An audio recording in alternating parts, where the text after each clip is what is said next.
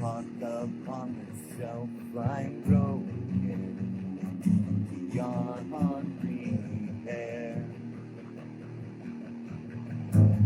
The gears and all the springs, even with your tinkering, say I'm broken.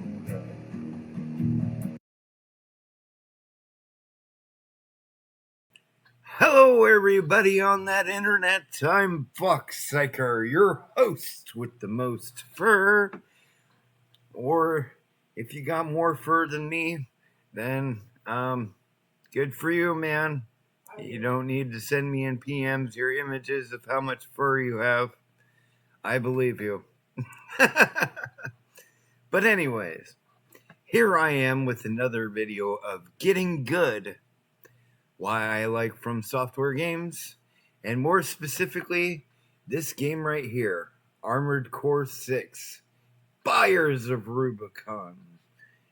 Now, in the past, I've done videos where I've covered various From Software games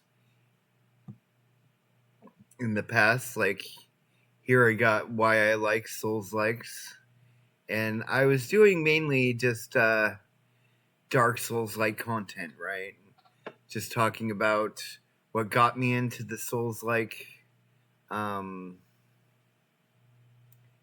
franchise and what got me into, well, not really the franchise, but the genre, you know? Elden Ring opened the door for that, for me. And where I guess an argument can be made that Armored Core 6, being a mech kind of game, it's not your typical kind of Souls-like game, so I understand. But this was the game that I played after beating Dark Souls 3. This was Armored Core 6, a game I haven't played, or a franchise I haven't even played since the PlayStation 1 era. The original, the OG Fires of Rubicon, I've done that. But,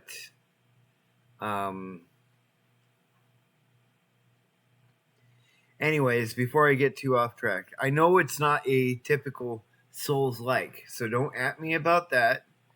But Armored Core 6 is from Software, which makes the Souls games, and I wanted to discuss it in some kind of video. You do have to get good in Armored Core, just like you have to do in Elden Ring, Dark Souls, Bloodborne, and even Sekiro. And some people would even say that Sekiro isn't a From Soft, or it is a From Software game, but it's not a Souls-like, right? It's a different kind of game, and I get that. So, but anyways, let's talk about why I like Armored Core 6, why it took me so long to play it, and things like that. So, I did get Armored Core 6 day one, and I did play it, but I didn't beat it until after I played through the entire Dark Souls trilogy and Bloodborne. And that was a huge thing to take on. But, Armored Core 6 came out like a year after Elden Ring. So, I had a whole year of Souls-likes. And despite being prepared for what to kind of expect, I wasn't expecting this game to be so freaking lit, man. Like, Fires of Rubicon, Armored Core 6 is one of the best games I ever played. One of, anyway. And one of the things that I like about any good game is customizability and builds And Elden Ring gave me a lot of builds, but Armored Core 6 gave me a mech to build. Any color, any kind of armaments that I want. If I want to roll out as a giant tank or roll out as my usual mech that I was using through most of the game, you can, and it's great.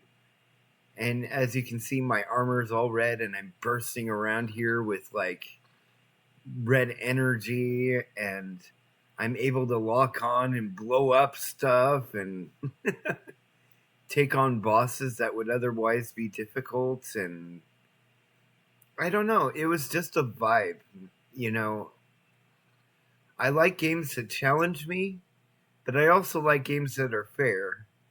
And I think From Software in general knows that fine line rather well and plays into those very well. So, you know, if you ever just want to have fun with mechs and blowing stuff up, try out Armored Core 6. It's got a pretty steep learning curve, but once you master it, once you get good, it's one of the best experiences you can have in gaming, hands down. Another thing that I liked was the PvP. You could go into arenas and just fight it out, test out your mech builds, you know. And where there's a lot of cheese builds and people just, you know, spider tanking in the air or flipping,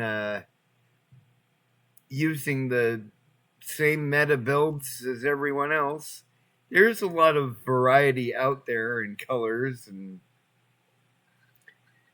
I like that about this game. It's just fun. And gaming should be fun. And I really owe it to Elden Ring, because without Elden Ring, I would have never discovered this game. I probably wouldn't have picked it up. Like, I would have been interested, but I probably would have gotten filtered way fast. Because, you know, I'm decent at games, but I'm not a pro. And I don't think I would have had the patience back, you know, if I never played Elden Ring or some of these other games that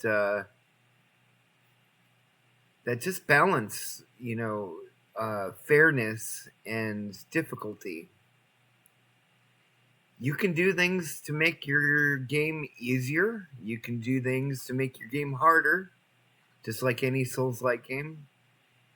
And yeah, the bosses are eccentric. The story is there, and unlike most Souls-likes, this is very linear, at least at the beginning. But you can take multiple paths through multiple playthroughs, and it's highly recommended, because otherwise this game feels rather short, right?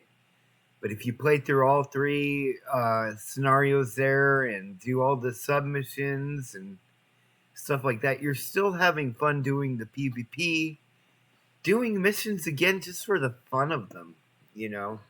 It's not like the pressure of having to complete it again. You know, when you're trying to get locked and beat the game, it's a different feeling than when you're just playing it for the fun sake of it. And oh man, is Armored Core 6 a great game to play just for the fun of it.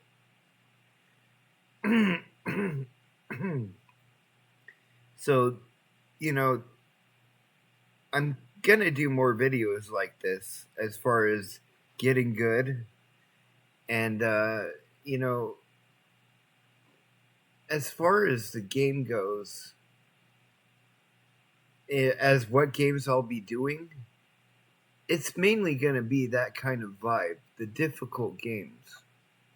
Games that are Souls-like in spirit, or From Software. I think I might do a Getting Good video on, like, Bloodborne, or no, I already did Bloodborne, but I mean, like, Lies of P is another one that I played. And and Code Vein is another Souls-like I've tried and played. I haven't beaten it though, and I'm trying to stick to games that I beat so I can form my full opinions on it, right? But let's see. I can't recall that game right now, and it's bugging me because of that.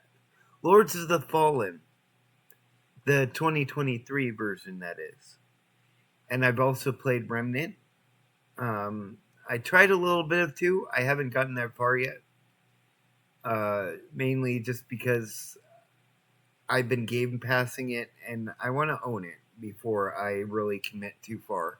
I'm one of those weird people. Like, I got Game Pass. I can play whatever I pretty much want for Microsoft and that Game Pass. But if I'm committed to beating a game, I'm playing it, right?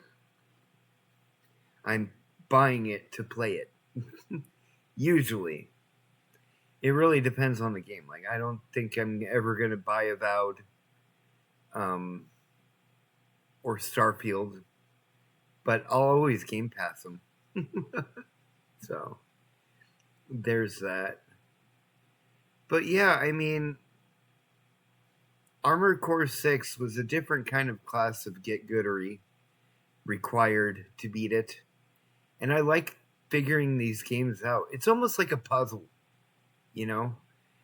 Like, and it's discoverability, because really you could beat the game with any build with enough skill. And that's another thing I like about these games. You're not just equipping the best, you're equipping what works for you. What your jam is, right? And I like that about these type of games. I like everything being usable. I like having to think on my feet. I like having to watch boss patterns. I just generally like the vibe. There's plenty of unique bosses to take on in this game. Like, there was this giant snake-like ground worm graboid looking machine that was huge.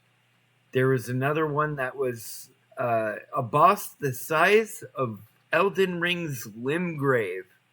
Think about the size of scale there, guys.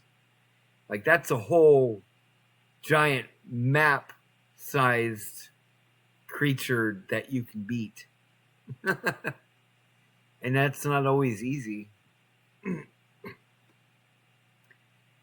So in that instance, you had to climb up on top of the mech and make your way and platform around to get to the top to hit its weak spots and stuff like that, while dodging enemies and taking care of them as they spawn or come at you. But it's very deliberate. It's very intense. It's very cool. I highly suggest you guys check out this game. Armored Core 6 might not be Elden Ring, and it might not be what you would expect from every mech game, but they really did a good job. And the verticality of the level design, you can go up, you can go down. You really have to look around for those secrets and those things. If you're timed, it can feel pressurous, but when you hit that good boss, there's just no other feeling like it. Here is Baltius right here on the screen, which Baltius is a very interesting boss because he filtered a lot of us at the beginning. He's not too tough in the aspect that he's just a tough first major boss. I mean, yeah, we had the wall, and we had other bosses before this one, but I consider this the first main one. It's the chapter boss. He's supposed to filter you a little bit, to keep you from getting too comfortable. But his status was always easily broken with plasma weaponry, if you can get close. and his missiles were extra dodgy and annoying, but there's ways around it. And you could always stun lock him too and deal massive damage. And it's just a fun fight. You're dodging missiles, you're shooting him or slicing him with your laser swords, you're blasting his armor apart, it's man, it's just a vibe that you have to kind of experience yourself. It's one of those things. It's kind of like trying to explain the Souls like to people. It's hard because people are like, I just heard it's hard. And then you kind of go, well, yeah, but that's like the point. If it wasn't hard, I wouldn't like it. I wouldn't get immersed. So there is a bit of catch of 22 with these games. If you're easily triggered for death, you might have a hard time. If you're having a difficult time, just try to, with a boss in particular, just try to shake things up a bit. Try out different builds. Try out new things that might give you a leverage. It's not cheating if it's in the game, okay? Nobody's gonna judge you if you didn't go in there with base equipment and your base mech or whatever. It's not that big of a flex. But yeah, basically just take your time. Get to know the game and you'll probably love it. And if you get stuck, you get stuck. Look up some help. Nobody's gonna do it for you, but you can get some general and good tips. It's not like the old days where you have to rely on magazines or your own wit. This is the day of the internet. You can get all kinds of different help and stuff, and figuring out what to do. And there's no shame in when you're learning to get good at a game. Sometimes doing a little tease. It's just part of the games.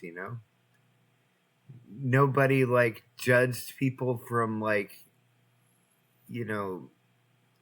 pausing rapidly to get more damage out of Mega Man. It was just one of those things that give you an advantage. And it was in game. It's not like you loaded up your game genie for that, right? So it's a hit and miss. And anyways, now I realize that I'm totally babbling, but I could talk about video games all day. What do you guys think about Armored Core 6? I'd love to hear from you. And, I do these videos for fun. If you can give me that like and subscribe and get me towards some sort of monetization, I'm going to try my best to keep content rolling and frequent. I'm going to do more Tuesdays videos, and I am getting committed. So, not into a mental hospital. Sorry, my exes. But I'm going to be committed to this channel. I am committed. I've been streaming quite a bit lately, and I just want to hear more about your guys' thoughts. I could talk about what I think about video games like this all day, but I'd rather hear what you guys think, seriously. What do you guys think about all these Souls-like videos? Are they okay? Do they need work? Should I hire an editor? Do you want to be my editor? Do you want to be part of the Fox Play Gaming team? Just let me know. It's fine. If you guys want to give me genuine advice or criticism, feel free to do so. I want you guys to feel like this is a community channel where everybody has a voice. It's a safe space to, do your opinions. Even if they're trolling at me, I don't care. If you're trolling me, I might keep your comment on there, maybe. But if it's offensive straight out, I might remove it. But I'm not making a habit of that. I want you guys to feel like I'm not going to ever censor you, because that's not what I'm out to do. If you don't like Armored Core 6, you say it's crap, just tell me, man. It's fine. Your opinion will be wrong, but no. Anyways, like I said, I'm babbling on, man. This always happens when I go improv, right?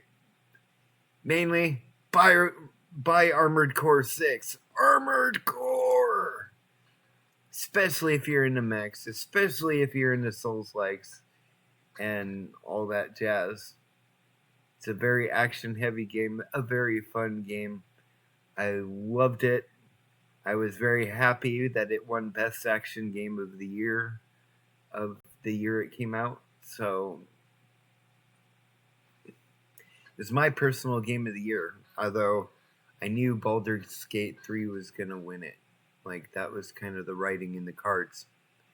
So, and I might do a video next week talking about the nominees for Game of the Year that they got going on and all that stuff. I know I'm a little late on the game on that, but you know, honestly, I don't really like talking about my opinions that much. So I might make it a live stream thing, talking maybe. We'll see. Because there's lots of good games. Like this year is pretty stacked for the Game Awards, I think. We had a really good year here in 2025. I wish it was more 2024, 2023, but them's the dice sometimes, right? There's always delays and stuff. And I honestly thought GTA 6 would be out by now, but it's not. It's gonna be like next year, like in November, right? Like the wait. But you know what? You won't have to wait for my next video because on next week will be on Tuesday. I'll be having a new video out, and I stream almost every day. So be there and be square and be on the lookout for my kids. My kids, Glitch Puppet is what he wants to be referred as. His videos will be out on Thursdays, so he'll either be streaming, he might do a video, we'll see. But yeah, stay tuned, guys.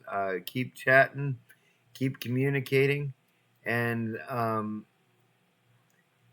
yeah, I want to thank all my Fox 10 members. You guys aren't like really. I don't mean like it's not like Patreon supporters, man. These are just people who like showing up, talking, making the streams fun. Fox 10 members, you know who you are, okay? I've called you out on the posts before. You guys are awesome. Keep it up. Share the Fox Liker love. I'll see you guys next time.